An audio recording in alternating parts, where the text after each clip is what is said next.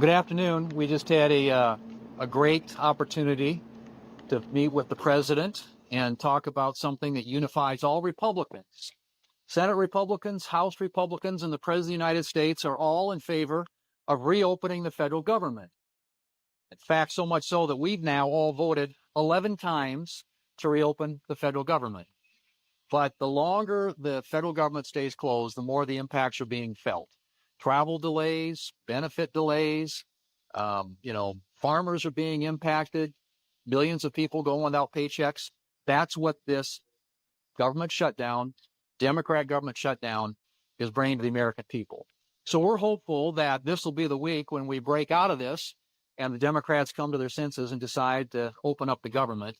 We're going to give them several opportunities, as you know, to do that. We'll have another vote on the continuing resolution tomorrow, which is sitting at the desk of the Senate, could be sent down here to the White House, signed into law.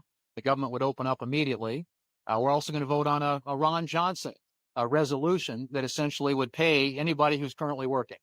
So we'll see how the Democrats react to that. But the truth of the matter is you have a bunch of people here, a united team that believes profoundly that we need to get our government open. And if the Democrats want to talk about subjects unrelated to the government, getting the government open again, we're happy to have those conversations.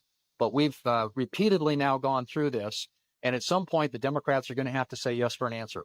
We want a normal appropriations process. We want to give them an opportunity to sit down and litigate some of the issues they want to talk about. But that can't happen until the government gets opened up again. Senator Barrasso. The Republicans here are united, and we're united in standing strong with President Trump. This government has been closed now for 21 days, and the Democrats have had a chance to reopen it 11 times, and each time they voted no. No to reopen the government, no to pay the troops, no to pay the Border Patrol, TSA agents, people who do flight control, all of those things critical for our nation. The Democrats continued to vote no. And why is that? It's because they're afraid, as what one Democrat Senate staffer said, they're afraid of facing the guillotine of the radical left. And who are the radical left? They are the people who would prefer to use taxpayer dollars to pay for health care for illegal immigrants than to pay for the men and women who keep us safe. The Democrats are holding this country hostage. It's time for it to end. It's time to reopen the government for all of the people of the United States. So we just finished a great lunch with President Trump. There is one central thing that we've repeated over and over again. That is, we want to get this government back open again. 13 times in a row, we've reached a moment like this. And each time we've said, let's keep the government open while we continue to be able to negotiate. Democrats this time stepped in and said, no, we want to shut this down. So the consequence of that is now 3 weeks. Now federal workers aren't receiving paychecks. Now all the different businesses that are around federal buildings, like restaurants and other entities, those individuals and those businesses are being affected by this. So this contagion is now spreading out across the country. For many people that don't work for the federal government, that don't feel it, but there are many people around that do, and they feel it in a very real way. And this is exceptionally unnecessary. Republicans spoke out loud and clear, even last session, voting to say we don't want to have government shutdowns at all. We want to get this government back open again and get us negotiating and doing the work of the American people. We've been clear on that. We're going to continue to be clear on that. Let's get it back open again. Couple questions. Did President Trump offer any guidance about how you should proceed next? Well, I think that the president obviously is very interested in getting government open. We all agree on that, right? And I think he wants the Democrats to take yes for an answer. We've offered them a lot of the things they were asking for, a normal appropriations process, an opportunity to get a vote on some of the things that they want to see voted on with respect to the expiring Obamacare enhanced subsidies. But that can't happen until they open up the government. So I think the president is prepared to sit down and have conversations with the Democrats. But he knows that before that can happen, we got to have 5 Democrats who have a little backbone and a willingness to take on their leadership and do the right thing for the country. You're about 3 weeks into this shutdown, and the two sides don't appear to even be talking. Do you owe it to the American people to at least be negotiating? Well, I think we are. We have negotiated. I don't know what there is to negotiate.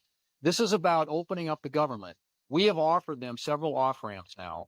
The Democrats want something that's totally untenable. As Senator Barrasso said, I mean, they want $1.5 trillion in new spending. They want free health care for people who are non-citizens in this country. That is just a flat non-starter. It doesn't pass the Senate. It won't pass the House. It won't be signed into law by the president. What you do have is a bill that's passed the House, sitting at the desk of the Senate, that the president's prepared to sign to open up the government. So I'm not sure. People keep saying, negotiate what? I don't know what that is right now. The government needs to open up, and then we're happy to sit down and talk about any other issues that Democrats want to talk about.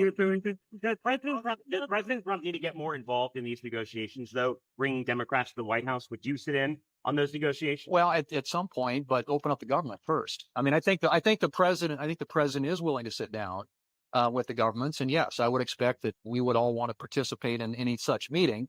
But as we said, open up the government, and that can happen. Leader, when was the last time you spoke with Chuck Schumer, and do you believe that the House should come back into session? I think the House did their work. They passed the bill, and the play, as you all know right now, the action's in the Senate. And when was the last time you spoke with Senator Chuck? I talk to Chuck on a somewhat regular basis. We're on the floor all the time. He wants to talk to me. Our offices are right down the hallway from each other. He knows my cell phone number. And if he's got something else to offer up other than this crazy, unserious, unrealistic proposal they have out there, we're prepared to have that conversation. But open up the government first. One more. U.S. is now off on hold for now.